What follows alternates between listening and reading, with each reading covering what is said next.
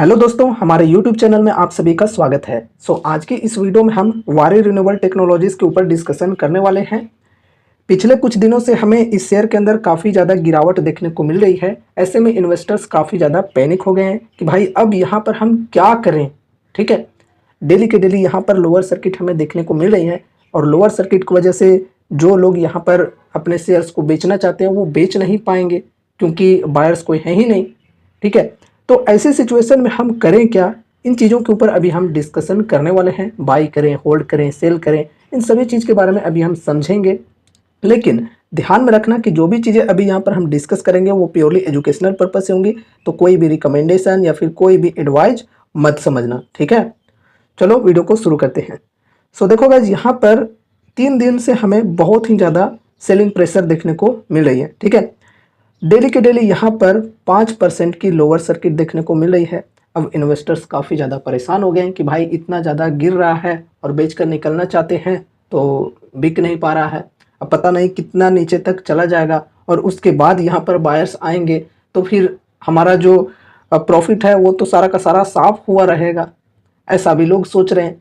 और कोई कोई तो अभी ही लॉस में होंगे, ठीक है, जिन्होंने हाई के लेवल पर बाय किया होगा। ठीक है, इसलिए मैं अक्सर कहा करता हूं कि चलती गाड़ी में बिल्कुल भी नहीं बैठना चाहिए। ठीक है, होता क्या है कि देखो ये जो शेयर है इसने इन्वेस्टर्स को एकदम मालामाल कर दिया है। ठीक है, जिन्होंने यहाँ पर अच्छे लेवल पर बाई कर रखे होंगे उनके रिटर्न्स काफ़ी बढ़िया अभी तक बन गए होंगे, अगर अभी तक वो लोग होल्ड कर रहे होंगे तो। ठीक है, इतना ज़्यादा यहाँ पर ये शेयर हाई से गिर चुकी है फिर भी अच्छे रिटर्न्स बन चुके होंगे। ठीक है, लेकिन उनके जैसा देखा देखी में आकर कई सारे लोग बाई करते हैं किसी भी लेवल पर। ठीक है, फोमो में आकर कि भाई अगर अभी बाई नहीं करूंगा तो वो हाथ से छूट जाएगा और ऊपर चला जाएगा। ठीक है, ऐसा सोचकर लोग इन्वेस्टमेंट करते हैं और कोई भी लेवल्स नहीं देखते हैं, सपोर्ट रेजिस्टेंस, और कहीं पर भी बाई कर देते हैं। एक चीज़ और कि सर्किट जब लगती है अपर सर्किट या फिर लोअर सर्किट, तो ऐसे सिचुएशन में यहाँ पर हमें सावधान हो जाना चाहिए, थोड़ा अलर्ट हो जाना चाहिए। ठीक है,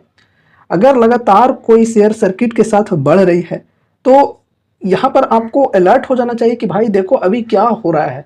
तो अभी कुछ कह नहीं सकते कि प्राइस वहाँ से कहाँ तक जा सकता है। ठीक है, तो लोग फोमो में आकर कहीं भी बाई कर लेते हैं। देखो होता क्या है, कोई यहाँ पर बाई कर लिया, कोई यहाँ पर बाई कर लिया, कोई यहाँ पर भी बाई कर लिया होगा, ये सोचकर कि यहाँ से भी और ऊपर जाएगा। लेकिन यहाँ से देखो अभी कहाँ आ चुके हैं, 2480 के लेवल पर। यहाँ पर ऑल टाइम हाई से देखे तो लगभग यहाँ पर 18% तक ये गिर चुकी है अभी शेयर। ठीक है, तो जिसने यहाँ पर बाय किया होगा वो तो बहुत ही ज़्यादा भी पैनिक हो गया होगा। ठीक है, तो इसलिए ऑल टाइम हाई के लेवल पर फर्स्ट ऑफ ऑल तो बाई करना ही नहीं चाहिए। ऊपर से अपर सर्किट के साथ अगर कोई शेयर बढ़ रही है तो अलर्ट हो जाना चाहिए। तीसरी बात कि यहाँ पर देखो शेयर के अंदर वैल्यूएशन देखनी चाहिए कि वैल्यूएशन कैसी है। ठीक है, बिना कोई शेयर के अंदर अर्निंग्स के अगर कोई शेयर बहुत ही ज़्यादा तेज़ी से बढ़ रही है तो भी हमें अलर्ट हो जाना चाहिए। ठीक है, देखो वैसे कंपनी अच्छी है फंडामेंटली, मैं ये नहीं कह रहा हूँ कि खराब कंपनी है। ठीक है, कंपनी छोटी है लेकिन यहाँ पर कंपनी के अंदर प्रॉफिट ग्रोथ, सेल्स ग्रोथ वगैरह की बात करें तो बहुत ही बढ़िया है। ठीक है, बहुत ही बढ़िया तरीके से बढ़िया। अभी देखो Q4 की इनकी रिजल्ट्स नहीं आई है, रिजल्ट्स में देखते हैं कैसी रिजल्ट आती है। रिजल्ट अगर खराब आएगी तो यहाँ पर और भी ज़्यादा हम गिरावट देख पाएंगे। ठीक है, अच्छी आएगी तो फिर यहाँ पर देखो फिर से अपर सर्किट लग सकते हैं, तो फिर खरीदने वाला खरीद नहीं पाएगा। ठीक है, ऐसी ऐसी चीज़ें होती हैं, अभी बेचने वाला बेच नहीं पा रहा है।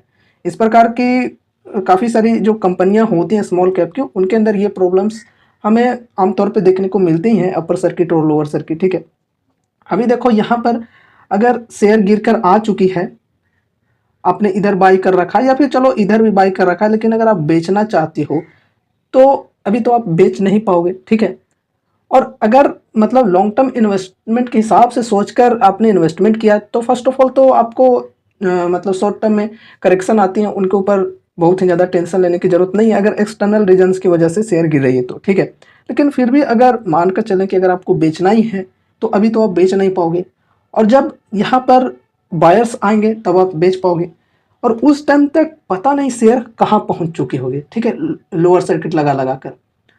तो देखो उस टाइम तक अगर आपको बेचना हुआ तो फिर बेच देना, लॉस बुक करना है, प्रॉफिट बुक करना है, ठीक है, वो अपने अकॉर्डिंग समझकर बेच देना जब यहाँ पर चालू होगी, बायर्स आएंगे तब। ठीक है, क्योंकि जब आप फिर से बैठे रहोगे और फिर से मतलब अगर शेयर लोअर सर्किट में जाने लगे तो फिर से आप बेच नहीं पाओगे।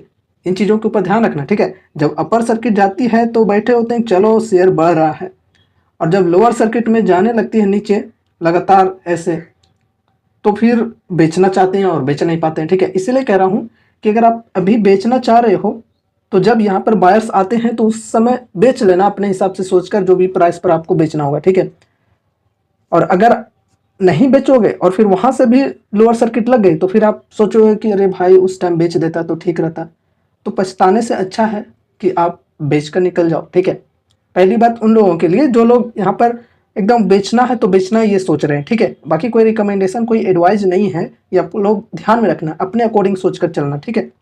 अगर मैं होता तो मैं आपको बता रहा हूँ अपने एग्जाम्पल देकर, ठीक है। मुझे बेचना है तो बेचना है, अगर मैं मुझे ऐसी सोच होती तो जब यहाँ पर बायर्स आते तो मैं बेचकर निकल जाता, ठीक है।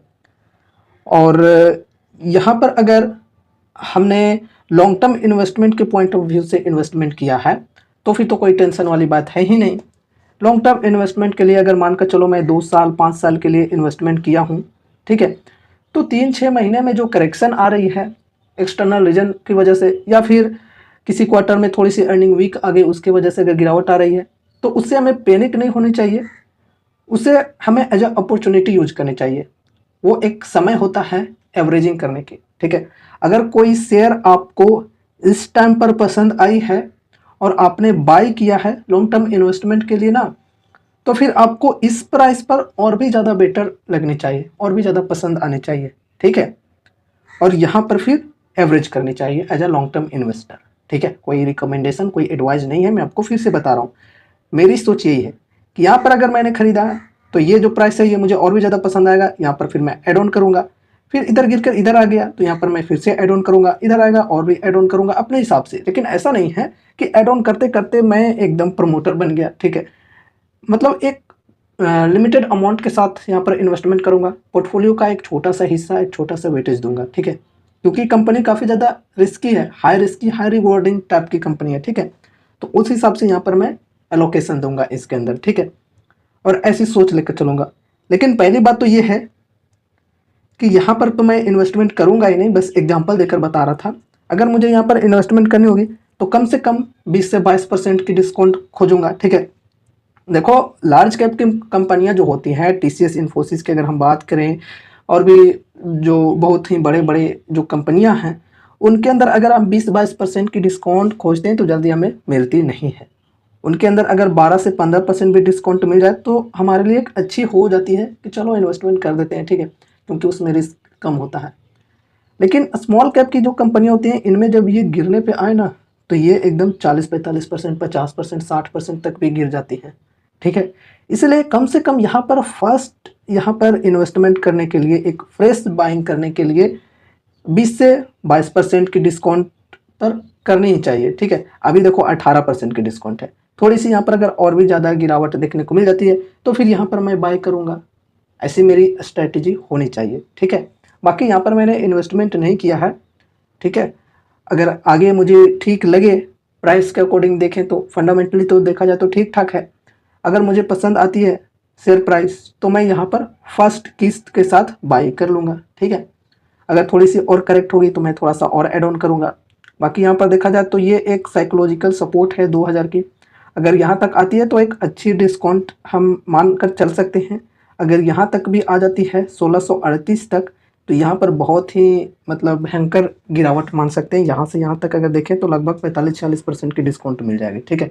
लेकिन हाँ, मार्केट की कोई एक्सटर्नल रीजन्स या फिर कोई क्वार्टर की ख़राब परफॉर्मेंस, थोड़ी सी वीक नंबर्स आ गए उसकी वजह से गिर रही है तो ठीक है। अगर इंटरनली कंपनी के अंदर काफ़ी ख़राब मतलब न्यूज आई है तो फिर थोड़ी सी अलर्ट होने की ज़रूरत है, ठीक है। तो देखो, अगर आपने लॉन्ग टर्म के लिए इन्वेस्टमेंट किया है तो अभी आप बेच तो पाओगे नहीं, ठीक है। और अगर आपको बेचना ही है तो जो मैंने अभी बोला कि क्या कैसे बेचना है वैसे आपको करना चाहिए, ठीक है। और अगर आप लॉन्ग टर्म के लिए होल्ड करके रखना चाहते हो तो रख सकते हो, कोई दिक्कत नहीं है। बाकी एवरेज करना चाहते हो तो अपने अकॉर्डिंग मतलब यहाँ पर एवरेजिंग कर सकते हो, ठीक है। बाकी कोई रिकमेंडेशन नहीं समझना, ठीक है। जो भी है वो एजुकेशनल पर्पज़ से हम लोग डिस्कशन कर रहे हैं। मैं आपका कोई फाइनेंशियल एडवाइज़र नहीं हूँ। आप अपने फाइनेंशियल एडवाइज़र से कंसल्ट करके ही अपनी कोई भी डिसीजन लेना यहाँ पर इन्वेस्टमेंट करने की, ठीक है। क्योंकि देखो कंपनी काफ़ी ज़्यादा रिस्की है। जब यहाँ पर शेयर बढ़ रही थी तो लोग काफ़ी ज़्यादा मज़े में थे, ठीक है। अभी यहाँ पर बहुत ही ज़्यादा टेंशन में आ गए हैं, ठीक है।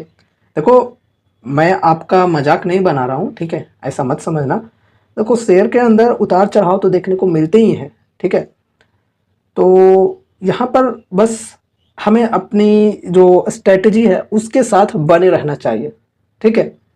जो हमने यहाँ पर इन्वेस्टमेंट किया है सोच रख कर कि लॉन्ग टर्म के लिए यहाँ पर हमें इन्वेस्टमेंट करना है, तो उस सोच के साथ हमें अड़े रहना चाहिए। बाकी बीच में अगर कंपनी के अंदर काफ़ी ज़्यादा खराबी आ जाती है तो फिर जितना भी हो लॉस उतने में निकल जाना चाहिए, वो एक अच्छी मतलब सोच होगी, ठीक है। लेकिन कंपनी के अंदर कुछ खास यहाँ पर दिक्कत आई नहीं है, तो फिर टेंशन लेने की ज़रूरत ही क्या है भाई। अगर मैं यहाँ पर इन्वेस्टमेंट किया होता तो मैं पैनिक नहीं होता कि चलो यार मैं लॉन्ग टर्म के लिए सोच रखकर इन्वेस्टमेंट किया हूँ, तो मैं शॉर्ट टर्म के लिए क्यों टेंशन लूँ, शॉर्ट टर्म की गिरावटें से क्यों टेंशन लूँ, ठीक है। ऐसी मेरी सोच होनी चाहिए। बल्कि यहाँ पर एक चीज़ और कि यहाँ पर मैं और भी ज़्यादा एक्यूमुलेशन करता और भी ज़्यादा बाइंग करता गिरावट में, ठीक है। सो ये रही हमारी आज की वीडियो वारी रिन्यूएबल टेक्नोलॉजीज़ के ऊपर। उम्मीद है कि आपको ये वीडियो ज़रूर से पसंद आई होगी। तो इस वीडियो को लाइक करके चैनल को सब्सक्राइब जरूर से कर लेना, और अभी भी अगर कुछ क्वेश्चन है तो कमेंट के माध्यम से पूछ सकते हो। और मिलते हैं अगले नए वीडियोज़ के साथ, तब तक के लिए बाय बाय।